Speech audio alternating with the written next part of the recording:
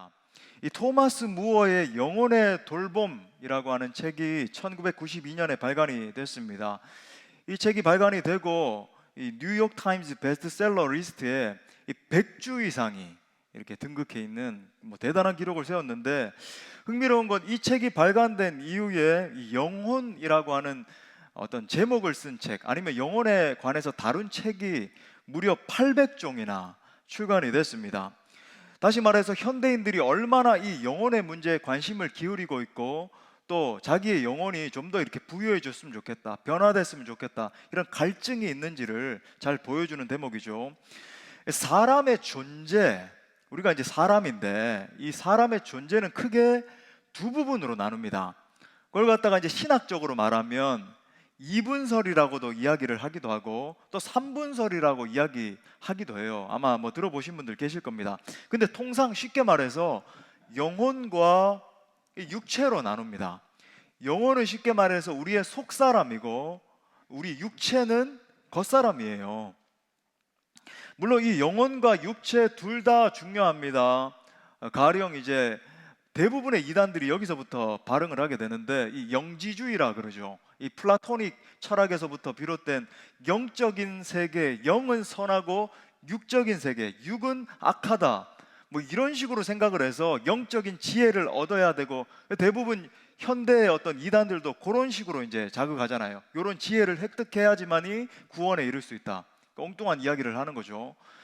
그런 이단이 발흥한 것처럼 영적인 세계가 조금 더 소중하고 육적인 세계는 조금 별로 안 소중합니다, 이렇게 사고하는 건 여러분 잘못된 겁니다. 성경적 올바른 균형 잡힌 사고는 무엇인가? 영적인 세계만큼, 영만큼 육도 중요해요. 그러니까 이 영혼과 육체는 나뉘어질 수 없잖아요. 그렇죠. 우리가 이렇게 끄집어내가지고 너 절로 가라 이렇게 할 수 없잖아요. 나누어질 수 없는 것처럼 상호 의존적이고 필수 불가결합니다. 사실 우리가 일반적으로 말하는 이 죽음이라고 하는 것은 이 영혼과 육체의 분리를 말하지 않습니까? 자, 다 정묘하지만 성경은 무엇이 우선인가, 우선순위에 대해서는 가르쳐 줘요. 그러니까 다시 한번, 더 중요하고 이건 덜 중요하고, 여러분 이런 식으로 빠지면 많은 이단들에 빠지게 돼요. 지금 유튜브에도 그런 식으로 꼬드기잖아요. 이런 영적인 지혜를 얻어야지 구원을 얻는다. 여러분 그렇지 않거든요. 예수 그리스도의 이름을 만나고 부르고 구원 받는 줄 믿습니다. 예. 근데 여기서 강조하는 건 뭐냐면 무엇이 우선이냐의 차원이에요. 인간은 영적인 존재입니다. 그런 의미에서 영혼의 문제를 다루지 않는 삶, 육신적인 삶의 문제에만 함몰되어서 살아가는 삶은 여러분 반쪽짜리 삶이라고 해도 과언이 아닌 거죠.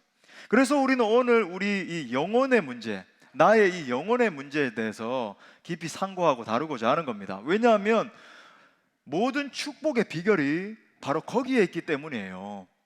저는 목회자잖아요, 그죠? 오늘 이제 처음 복음을 듣는 지체들도 있을 것이고, 지난주에 이어서 그런 지체도 있을 텐데, 세상의 어떤 심리학자라든지 성공주의 같은 것들을 가르치는 사람들은 겉껍데기의 어떤 현상들을 다루겠죠. 저는 목회자로서 근본을 다루는 거예요. 근원적인 축복을 이야기를 하는 겁니다. 말씀을 통해서 정말 우리의 영혼을 깊이 다루시고 만지시고자 하는 그 놀라우신 하나님을 만날 수 있기를 바랍니다. 그래서 이 세상에서 말하는 어떤 단편적이고 지나가 버리는 그런 행복이 아니라 하나님이 주시는 놀라운 축복을 받아 누리는 여러분 모두가 될 수 있기를 축복합니다. 자, 세 가지로 살펴보겠어요. 첫 번째는 영혼은 그 무엇보다 중요합니다. 영혼은 그 무엇보다 중요하다. 당연히 성경은 이 속사람인 영을 무엇보다 우선시합니다. 우리는 육체를 입고 살고 육체를 통해서 호흡도 하고 일도 하고 공부도 하고 그렇게 살지만은 이 영은 이 육의 사람을 움직이는 어떤 정신적인 요소예요. 여러분 가만히 생각해 보십시오. 영적인 세계가 어디 있어? 우리가 육신적으로 살다가 그냥 가버리지. 유물론자들은 그런 식으로 생각하지 않습니까? 그런데 보세요. 우리가 조금만 생각해 보면 뇌가 단순히 뇌의 작용에 의해서 정신이 구현되는 게 아니라 이거 너머의 세계가 있다라고 하는 걸 우리가 인식하잖아요, 사실은. 단순히 이렇게 뇌 덩어리가 여러분 거기에서부터 우리가 생각도 하고 꿈도 꾸고 상상도 하고 뭐 이런 저런 복합적인 복잡한 사고를 하고 이런 게 아니라고 하는 걸 우리가 사실은 안단 말이죠. 이 육체는 이 세상에 살 동안 잠시 머물다가 벗어버리는 것입니다. 하지만 여러분 우리의 영은 영원해요. 이 영을 통해서 우리가 창조주 하나님과 깊이 교제하는 것입니다. 안타깝게도 현대를 살아가는 많은 사람들은 이 영적인 세계, 나의 이 영혼의 세계가 얼마나 중요한지를 간과하고 살아가는 사람들이 너무나 많죠. 물론 뭐 믿지 않는 사람들이야 뭐 그럴 수 있다라고 하더라도 그리스도인들 중에서도 교회에 나와서 하나님 찬양합니다, 경배합니다, 봉사도 하고 신앙생활 20년, 30년 하면서도 이 영적인 세계의 소중함에 대해서 생각하지 않고 망각하고 사는 사람들이 너무나 많은 것을 보게 된다는 거죠. 현대인들을 관찰해 보십시오. 겉사람을 꾸미고 치장하는데 아주 결사적이지 않습니까? 하지만 여러분 영혼을 단장하고 영혼을 돌보는 데는 별 관심이 없는 것을 보게 되는 거예요. 심지어 신앙생활을 하면서도 어떤 이들은 이 영적인 세계를 완전히 관과해버리고 어떤 육신적인 축복에만, 그러니까 이용하는 거죠. 이 신앙생활을 갖다가 하나님, 내가 이렇게 하나님을 예배했으니까 하나님 내 삶에 이런 축복은 주셔야죠. 내가 하나님 앞에 이렇게 반응했으니까 하나님 이 정도는 내 자녀의 삶에서 이런 거는 책임져 주셔야 되는 것 아닙니까? 라고 하는 이걸 갖다가 기복신앙이라 그래요. 보글보글보글 보글보글보글 막 끓이는 거죠. 예. 복만 본만. 예수님을 이용해서 자기 욕심과 욕망을 이루는 그런 신앙생활을 반복하는 사람들이 있단 말입니다. 성경은 지혜로운 사람은 마지막 날이 있는 것을 기억하는 사람이라고 말합니다. 제가 존경하는 우리 스승님 카톡에는 늘 이렇게 적혀 있어요. 예수님과 죽음을 생각하면 모든 것은 단순해진다. 정말 그렇잖아요, 그죠? 예수님과 죽음을 생각하면 모든 것은 다 자명해지는 거죠. 그냥 막 평정되는 거예요. 분명합니다. 마지막 날에는 모든 것이 다 좋다 할지라도, 내 삶에서 뭐 어떤 걸 움켜쥐고 있었다 할지라도 만약 그의 영혼의 문제가 있다고 한다면 끝이죠. 끝인 거예요. 건강하고 부자가 되고 세상에서 인정받고 자녀도 뭐 일확천금을 쥐어주고 아무리 그렇다 할지라도 자신의 영혼에 무관심했다라고 한다면 그것은 완전히 실패한 인생입니다. 우리 누가복음 12장에서 우리 새로운 지체들은 제가 이제 계속 누가복음 강해를 해왔고 이제 거의 다 끝나가는 시점에 있는데 아주 이렇게 좀 세세한 구절까지도 이렇게 다 강해를 했거든요. 여러분 들어보시면 복음 핵심에 대해서 깨달을 수 있고 유익할 것입니다. 그 중에 이제 누가복음 12장도 제가 강해를 했는데 그 12장에 보면은 이 부자가 등장하는데 이 사람은 단순히 부자가 아니라 물질적으로 아주 큰 성공을 거둔 그런 자입니다.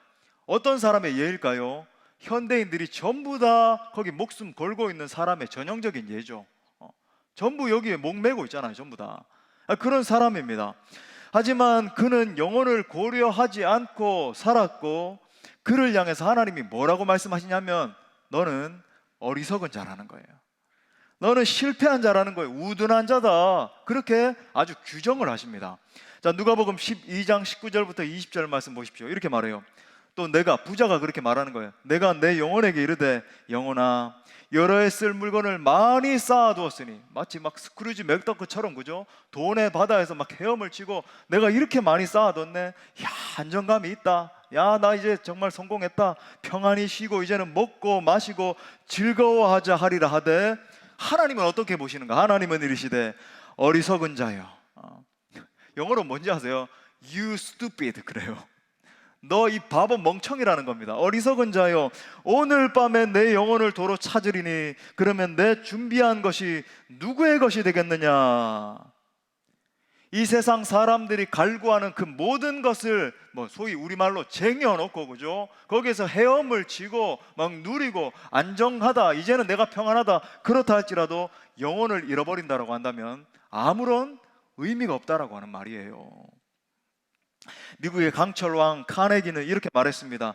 내가 미국 전체를 얻는다 할지라도 만약 내 영혼을 잃으면 아무 가치가 없는 것이다.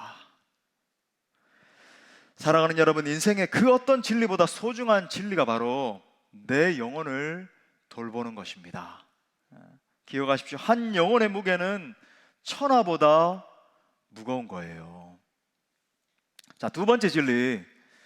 자, 두 번째. 영혼이 잘 되는 것에서 모든 복이 흘러나옵니다. 이게 오늘 핵심이에요. 우리 한번 따라합시다. 영혼이 잘 되는 것에서 모든 복이 흘러나옵니다. 자, 이 영혼과 이 영혼의 문제가 굉장히 중요한데, 이 영혼의 중요성을 강조하는 성경 구절 많이 있지만 오늘 본문이 핵심 중에 핵심이죠. 오늘 예수님의 사랑을 가장 많이 받았던 이 사도 요한이에요. 장로는 이렇게 말하는데, 신약 성경에서 장로는 목회자를 의미하거든요. 사도, 목회자를 의미합니다. 그래서 이 사도 요한이 지금 직접 말하는 거예요. 2절에 보니까 우리 너무 잘 아는 구절이죠. 사랑하는 자여, 내 영혼이 잘됨 같이 내가 범사에 잘되고 강건하기를 내가 간구하노라. 자, 여기서 내 영혼이 잘됨 같이라고 하는 말의 의미가 뭔가? 이건 적어도 두 가지 의미를 내포하고 있습니다. 첫 번째는 영혼이 잘 되는 것이 최고의 축복이라는 말이에요. 자, 이어서 영혼을 잘 되는 것이 다른 뒤따라서 이어지는 모든 축복, 범사에 잘 되는 복, 건강의 복, 자녀의 복, 이 모든 복들의 전제 조건이라는 말입니다. 자, 보세요. 언어에 한번 구절을 보세요. 무엇과 같이 이렇게 말하죠.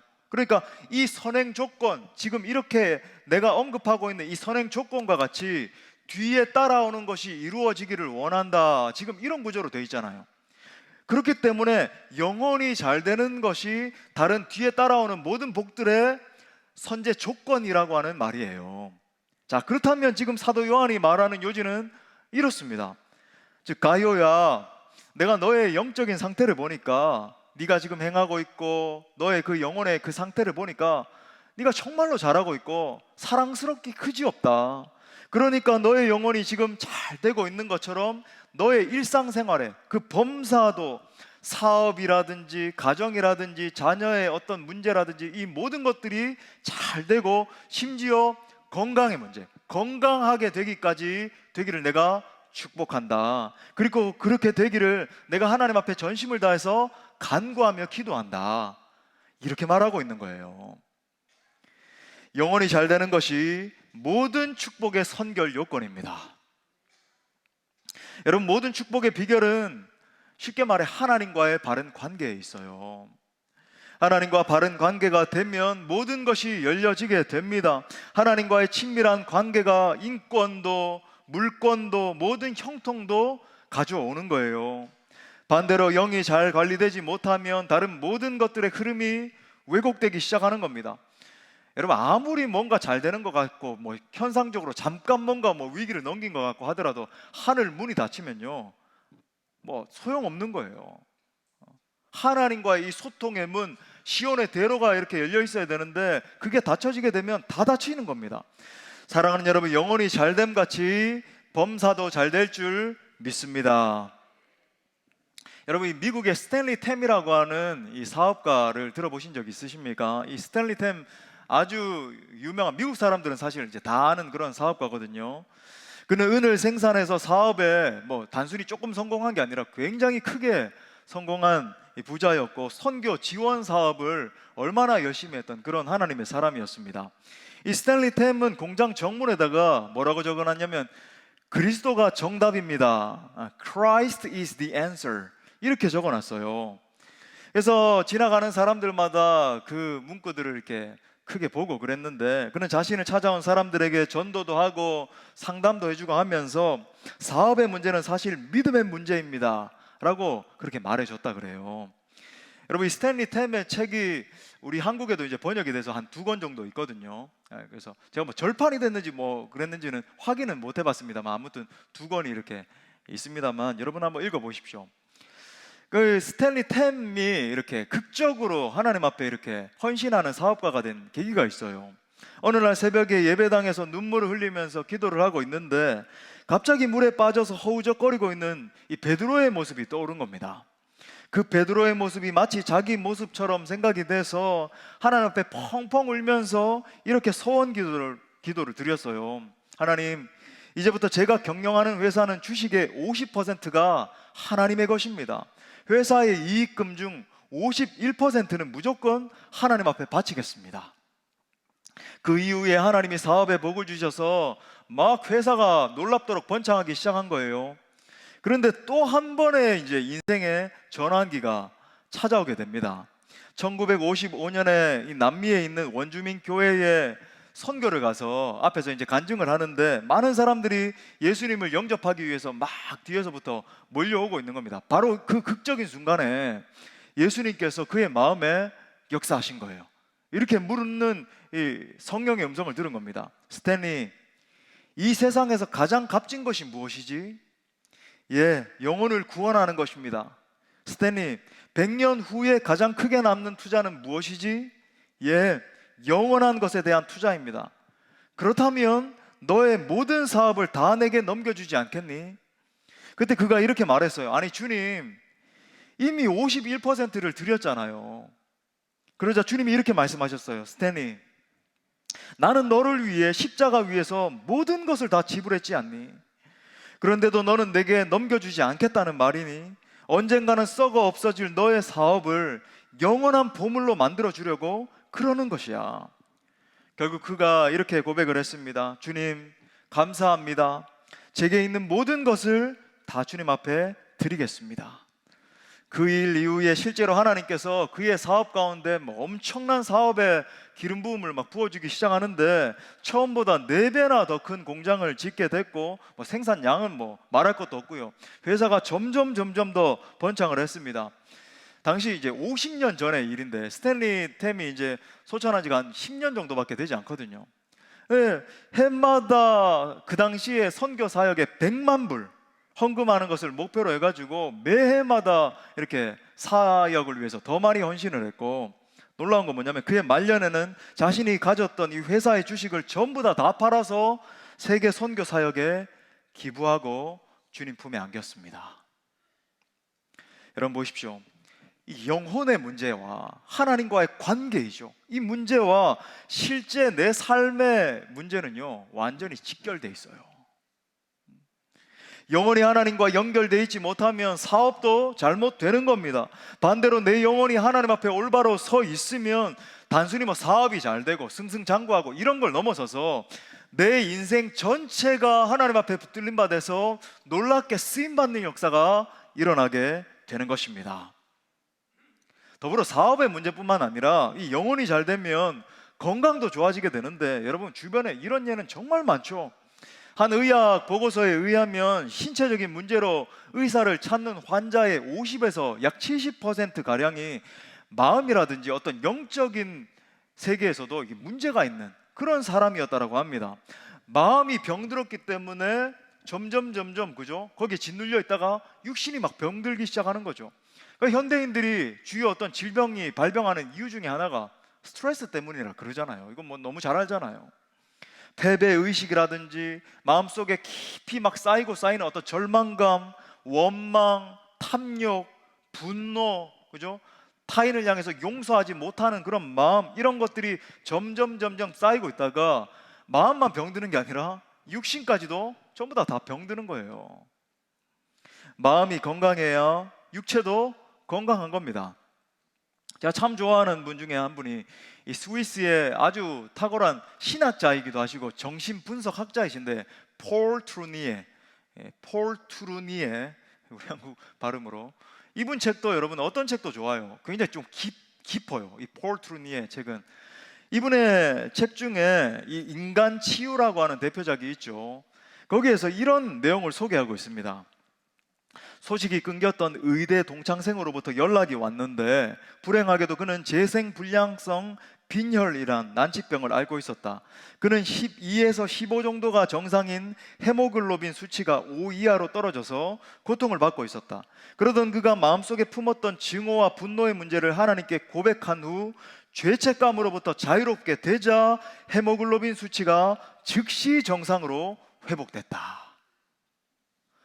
여러분, 하나님 안에, 영적인 것 안에 모든 것이 다 걸려 있는 거예요. 그러므로 성도는 하나님께 초점을 맞추고 하나님과의 관계가 올바로 열려질 때 진정한 회복과 치유가 일어나게 되는 것입니다. 여러분, 가정 가운데 문제가 있으십니까? 우리가 정말 멀쩡한 것처럼 그냥 앉아 있고 하지만 부부간에 문제 있는 사람들이 얼마나 많나요? 헤어지지 못해서, 아니면 자녀 때문에 그냥 살고 각방 쓰고, 그죠? 정말 사랑하고 서로를 긍휼히 여기고 이렇게 사는 게 아니라 그런 사람들. 또 물질의 문제에 신음하고 있는 지체 계십니까? 아니면 건강에, 사업에, 또 자녀 문제요. 나는 정말 잘 키운다고 했는데 자녀가 삐뚤게 가고 탈선하고. 여러분, 그 모든 문제의 원인이 물론 하나님께서 섭리적 허용 가운데 그를 단련하시기 위해서 허용하시는 경우도 있습니다. 하지만 여러분, 영혼의 문제에 있음을 기억할 수 있기를 바랍니다. 영적인 것을 점검해야 되는 거예요. 그래서 여러분, 하나님은 한 사람을 축복하시고 그를 들어 쓰시기 전에 무엇보다도 그의 영혼을 고치십니다. 심지어 사업에 실패하는 뼈아픈 일을 허락하실 때도 있고, 더 나아가서 건강이라든지 내가 정말로 사랑하던 그 무엇, 그걸 이렇게 가져가시는, 그걸 섭리적으로 허용하신다 그러는데, 그런 걸 허용하시면서도 그 목적이 뭐냐면 우리를 괴롭게 하고 힘들게 하고, 그게 아니라 내 영혼을 고치려고 하시는 하나님의 의도가 있는 거예요. 순서를 생각하면 이렇습니다. 영을 치유하신 다음에 상황을 치유하세요. 영을 바로 세우신 다음에 그의 삶을 바로 세워주시는 겁니다. 그러므로 사랑하는 여러분, 가장 중요한 것은 여러분의 영적 상태임을 잊지 말기를 바랍니다. 진정한 행복의 길이 영혼의 문제에 달려있다. 바라기는 여러분의 영혼을 치유하시고 고치셔서 여러분의 전 삶을 회복시키기 원하시는 하나님의 손길을 경험할 수 있기를 축복합니다.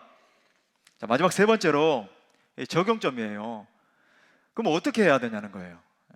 우리 한번 따라 합시다. 당신의 영혼을 위해 과감히 투자하라. 정말 그렇다면 우리의 영혼이 잘 되게 하는 그 첩경이 무엇일까? 적용점으로 드리고자 하는 겁니다. 자, 첫 번째 영혼을 위한 투자는요, 바로 이거예요. 예수님을 만나야 합니다. 우리 한번 따라 합시다. 예수님을 만나야 합니다. 자, 영혼이 잘 되는 것 제가 말씀드리고 있는데, 이것의 가장 근원은요, 가장 출발점은 뭐냐면 구원받는 거예요. redeeming 되는 겁니다. 구원받는 거. 원래 여러분, 하나님은 인간을 갖다가 창조하실 때 영과 육을 가진 존재로 아주 아름답게 신묘막직하게 지으셨습니다. 아담이 창조됐을 때 각종 동식물들이 이렇게 가득했잖아요. 하나님 창조하셔서. 근데 놀라운 건 뭐냐면 아담이 그 동식물들을 바라보면서 이름을 다 불렀잖아요. 이름을 다 붙여줬단 말이죠. 너는 장미야, 너는 기린이야, 너는 원숭이야, 다 이름을 다 붙인 겁니다. 여러분, 이건 정말 IQ가, 우리로 따지면 IQ가 한 300, 400, 천재를 넘은 거거든요. 아인슈타인보다 훨씬 더 뛰어나야 그 모든 세상에 있는 동식물들을 향해서 이름을 붙였단 말이죠. 정말로 탁월함이 있고 지혜가 풍성하고 하나님 주시는 아름다움으로 충만했던 그 피조물이 바로 우리 인간이었단 말입니다. 하지만 이 인간의 범죄함으로 그 인간의 영이 완전히 타락하고 부패하고 무너지게 됐다는 거예요. 죄의 극명한 결과로 인간 안에 이 영원한 죽음이 들어오게 되고, 도저히 우리의 자력으로는 구원받을 수 없는 상태. 아닙니다. 인간은 선한 존재입니다. 여러분, 지금 일어나고 있는 끔찍한 전쟁을 보십시오. 아니요, 인간의 지혜를 보십시오. 하지만 여러분, 인간의 지혜를 뛰어넘어 인간의 지혜가 만들어내고 있는 이 환경 오염과 끔찍한 일들을 한번 바라보시라고요. 아니요, 인간이 얼마나 순수한 존재인데요, 그 순수한 존재가 한 민족을 600만 명을 살해하고 2천만 명을 살해하고, 그게 여러분 인간의 실상이라고 하는 겁니다. 얼마나 악해요. 이 허물을 씻어내기 위해서는 오직 예수 그리스도의 피가 필요합니다. 십자가에서 흘리신 예수의 피만이 내 이 상처와 죄와 아픔과 이 모든 문제, 근원적인 문제를 해결할 수 있는 유일한 방법이라고 하는 거예요. 그 예수님을 인격적으로 만나 죄사함을 받고 영혼의 은총을 받고 나면 중생하게 됩니다. 중생은 무슨 말입니까? 영어로는 regeneration, rebirth 한다는 거예요. 다시 태어나는 겁니다. regenerate, generation 그러는 게 튀어나오는 거잖아요. 예? 다시 완전히 새롭게 발출되는 거예요. 나오는 겁니다. 존재론적으로 말하자면 완전히 새 사람이 되는 걸 말하는 거예요. recreation, 재창조가 일어나는 것입니다. 이것에 대해서 고린도후서 5장 17절 말씀에서 이렇게 놀라운 표현을 썼어요. 우리 다 같이 한번 읽도록 하겠습니다. 시작. 그런즉 누구든지 이전 것은 지나갔으니 보라 새 것이 되었도다. 할렐루야. 이전 것은 완전히 지나갔는데 보라 완전히 recreation, 새 창조의 역사가 일어난 줄 믿습니다. 예수님을 만나 영접하고 중생함으로 영혼의 새 생명을 얻어서 잉태되게 되는 거예요. 그러면 내 삶에 있던 모든 찌꺼기들, 죄의 문제들, 상처의 문제들, 그죠? 죄를 생산해내는 그 모든 것들이 여러분 치유되고 회복되고 새롭게 되는 거죠. 이걸 도식화하면 이런 겁니다. 제가 지난주에도 이 말씀 증거한 것처럼 이거 한번 도식화해봐요. 죄의 문제 가운데 갇혀있는 한 존재가 이 죄 문제가 해결되는 거죠. 그러면 신분의 변화가 일어납니다. 하나님의 아들, 딸이 되는 거예요. 거기에만 그치는 게 아니라 그 이후로부터 모든 악습과 저주가 하나씩 끊겨가면서 막 하나님의 축복된 삶으로 바뀌고 결론적으로 그 존재를 바라보면 어떻게 돼요? 정말로 다른 사람도 인식할 정도가 돼요. 얼굴 빛부터 바뀌고 다른 사람도 저 사람을 인식할 때 정말 당신은 축복의 사람입니다. 우리가 이제 또 여러분들 이렇게 독려하기 위해서 이제 후속 조치하면서 전화도 하고 이렇게 할 때 그렇게 고백하는 지체들 많이 계셨습니다. 정말로 말씀 이제 은혜 받았습니다. 그렇게 많이 고백해 주셨어요. 이번에도 참 너무 감사한데 거기에만 그치는 게 아니라 정말로 오게 된 계기가 뭐냐면 우리 성도들이 이렇게 힘들고 어렵고 그런 환경 가운데서도 날마다 찬양하고 감사하고 기뻐하고 그 모습에 너무 감동을 받아가지고 방문하셨다는 거예요. 그리고 또 왔는데 또 다른 성도님들의 모습도 보니까 너무 또 이렇게 감동이 있고 그래서 또 다시 오겠습니다. 그런 지체들이 너무 많았습니다. 얼마나 큰 은혜예요. 우리가 물론 여러분 무슨 자아내고 그런 게 아니거든요. 정말 예수님께서 주신 새 생명 때문에 그런 겁니다. 자, 두 번째 영혼을 위한 투자는 뭐냐면 내 영혼을 가꾸어야 합니다.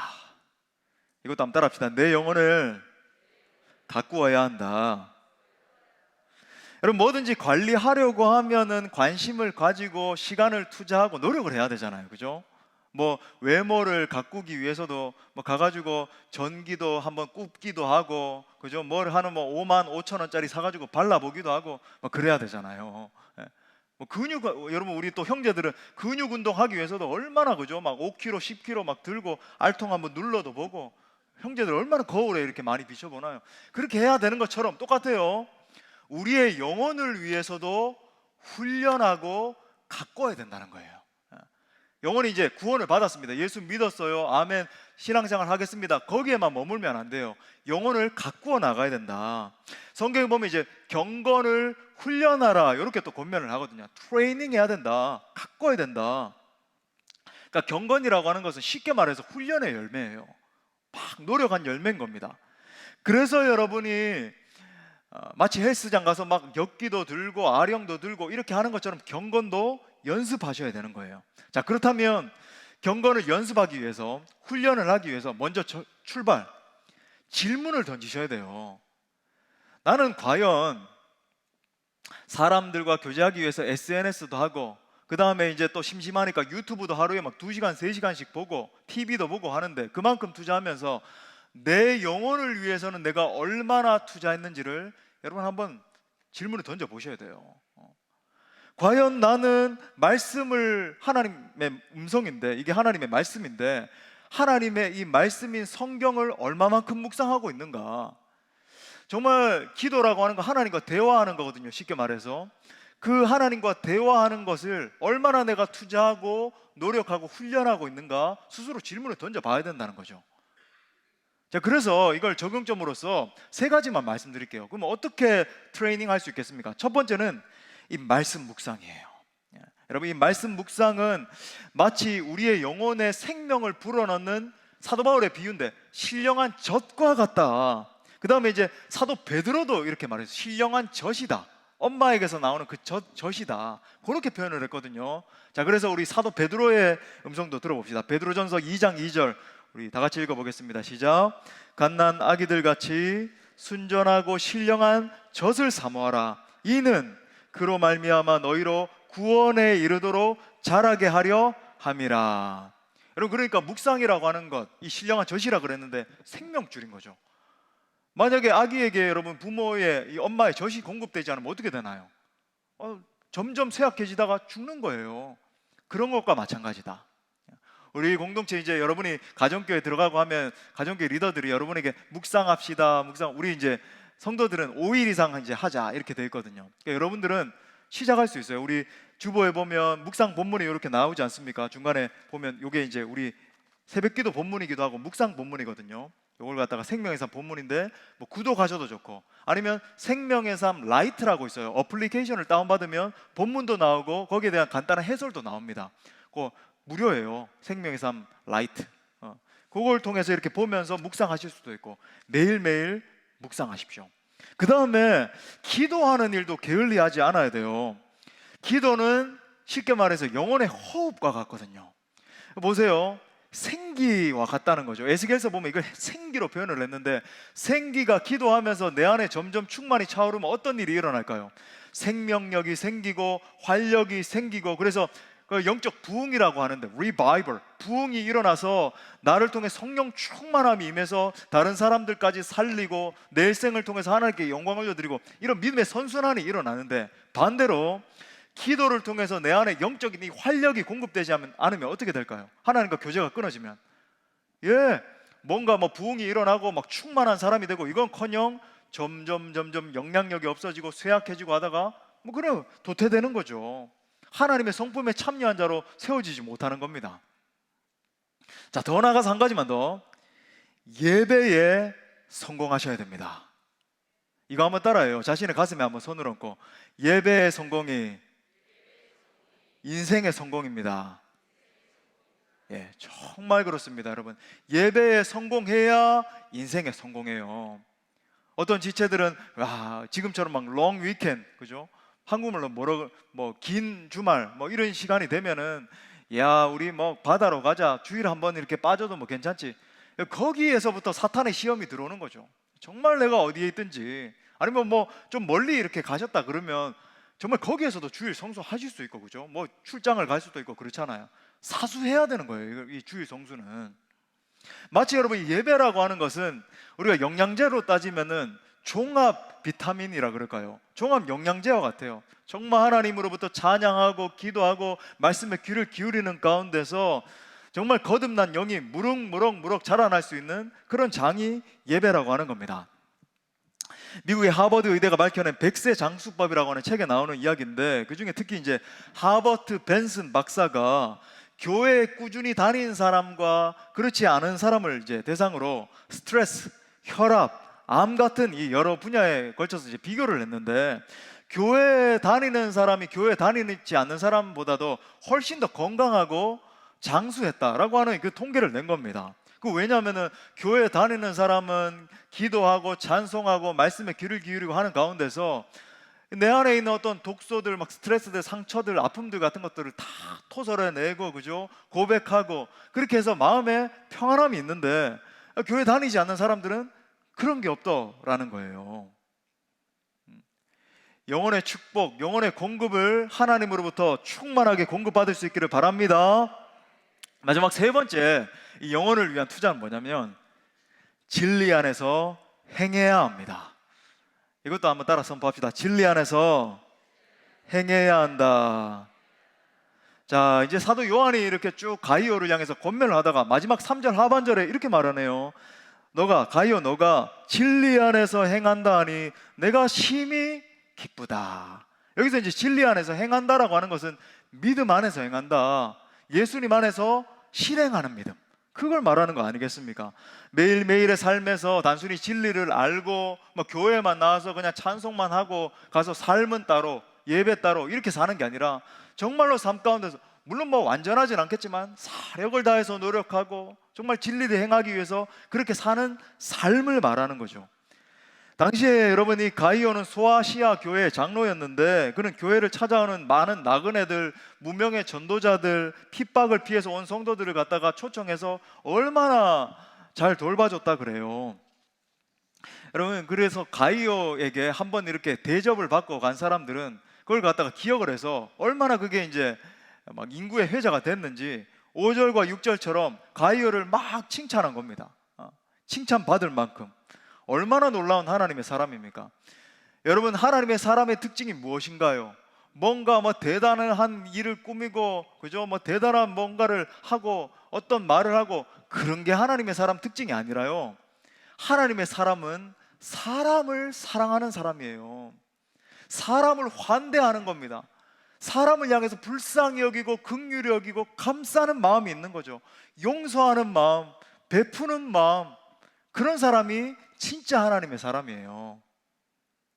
그래서 지금 사도 요한이 극찬하고 있는 겁니다. 가이오야, 너가 정말 사람을 사랑하고 환대하고 그렇게 하는 것을 보니까 너 정말 기쁘다. 내가 너무나 기쁘다. 그래서 너가 일상생활에서 범사에서 하는 모든 일들, 가정들, 그리고 심지어 건강까지도 하나님이 복의 복을 덧입혀 주시고 잘 되기를 내가 기도한다. 이런 말을 하고 있는 겁니다.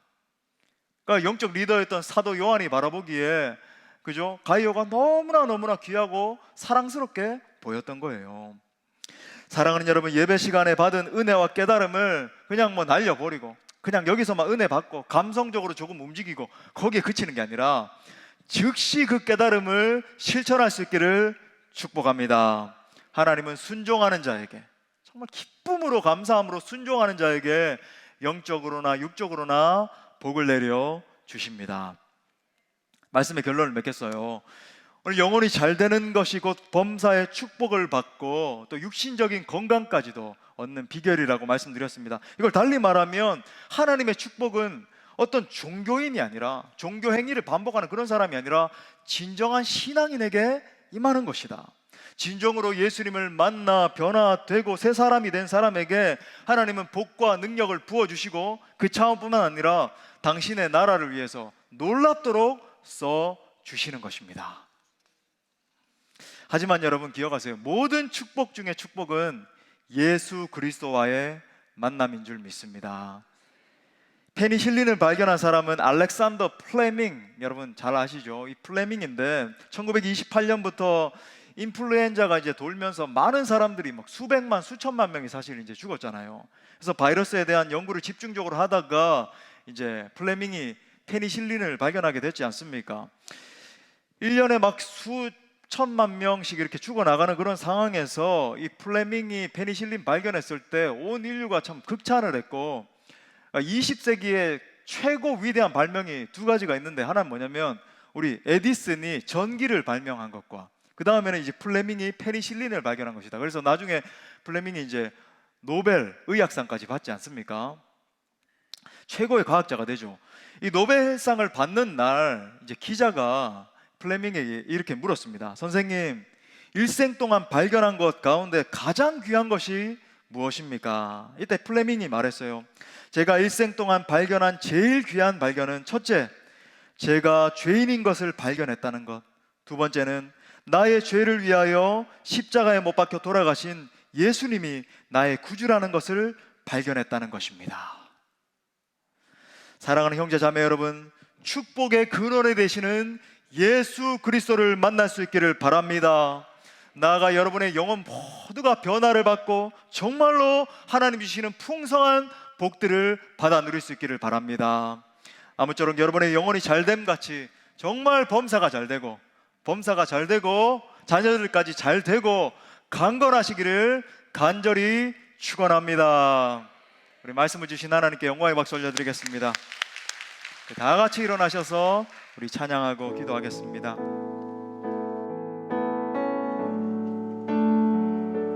하나님, 내 영혼이 잘 되기 원합니다. 내 영혼을 통해서 하나님께 영광 올려드리기 원합니다. 그 고백이에요.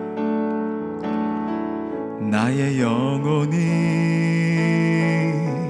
잠잠히 하나님만 바라며 나의 구원이 저에게서 나는 도다. 나의 영혼아 잠잠히, 나의 영혼아 잠잠히 하나님만 바라라. 나의 소망이 저에게서 나는도다. 나의 소망이 저에게서 나는도다.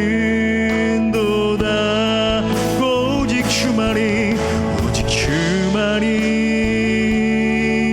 나의 반석, 나의 구원이시니. 오직 주만이, 오직 주만이 나의 산소, 내가 요동치 아니하리.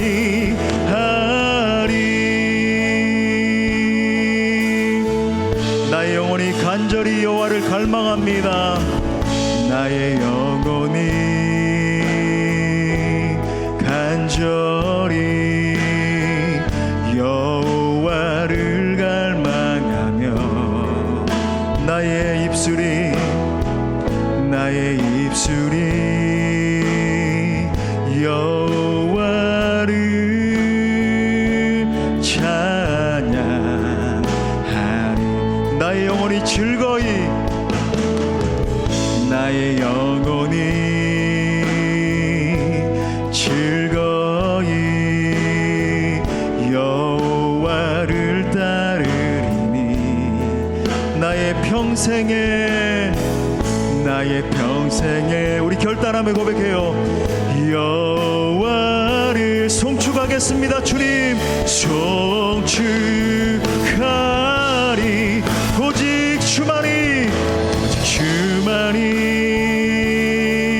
나의 반석, 나의 구원이시니. 오직 주만이, 오직 주만이 나의 산소, 내가 요동치 아니하. 우리 두 손을 높이 들고 고백합시다. 나의 구원, 나의 영광, 나의 구원, 나의 영광 하나님께 있으니. 내 힘에, 내 힘에 반석과 내 삶의 피난처 되십니다. 피난처 되시네. 오직 주만이, 아멘. 오직 주만이 나의 반석, 나의 구원이시니. 오직 주만이, 오직 주만이 나의 사가서 내가 요동치 아니하리. 이 시간에 우리 말씀 붙들고 기도할 때 기도를 처음 하는 지체들 계실 수 있는데, 기도는 하나님 앞에 내 마음을 그냥 다 아뢰면 되는 거예요. 하나님, 제 마음 이렇습니다. 저의 마음의 소원이 이런 겁니다. 다 이야기하시면 되는 겁니다. 우리 함께 기도할 때 내 영혼의 잘됨을 위해서 함께 기도할까요? 먼저는 예수님을 신실히 따르겠다라고 결단합시다. 아직은 잘 모르지만 예수님 따라가길 원해요. 두 번째는 말씀과 기도의 삶을 살겠다라고 우리 결단해 봅시다. 마지막 세 번째는 주님, 제가 참 부족하지만 이제 처음 알아가지만 진리를 실천하는 삶을 살겠습니다. 우리 그렇게 고백해 봅시다. 함께 기도할 때 살아계신 하나님, 나 같은 죄인을 주님의 품으로 불러주셔서 감사합니다. 이제는 하나님과 깊은 친밀함을 누리며 영혼의 복을 누리게 하여 주옵소서. 저의 삶 가운데도 평안과 안식을 허락하여 주옵소서. 하나님의 복을 부어 주옵소서. 함께 기도합시다. 할렐루야, 할렐루야. 주님